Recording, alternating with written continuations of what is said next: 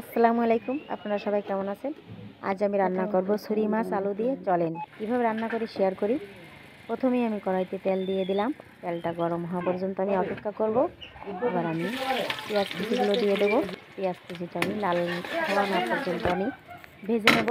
লাল হয়ে গেছে, এবার আমি দেখেন মশলা দিয়ে দিচ্ছি। আস্ত এলাচ, লবঙ্গ আর ডাল দিয়ে আবার একটু ওর সাথে ভেজে নিচ্ছি। এরপর আমি এক এক করে মশলাটা দিয়ে দেবো।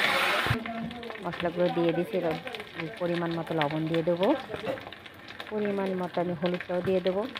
মশলার ভিতরে ছিল হচ্ছে যে ঝাল, পেঁয়াজ, আদা, রসুন একসঙ্গে বেটে নিয়েছিলাম আমি।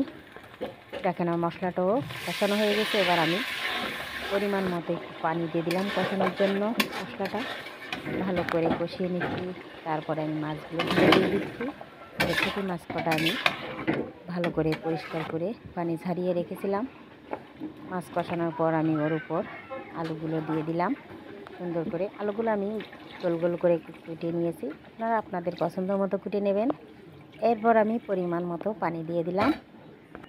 এই পানিতেই আমার ইনশাল্লাহ হয়ে যাবে। তারপর আমি ঢাকনা দিয়ে রেখে দিলাম। এদিকে আমি মশলাগুলো ভেজে ফেলাই, জিরে আর গরম মশলা। কিছুক্ষণ পর আমি ঢাকনা উঠিয়ে দেখি যে আমার তরকারিটা কী অবস্থা। আমার তরকারিটা হয়ে গেছে দেখেন। এবার আমি ঢেলে নেব। ঢালার আগে আমি ভাজা মশলাটা দিয়ে দেব।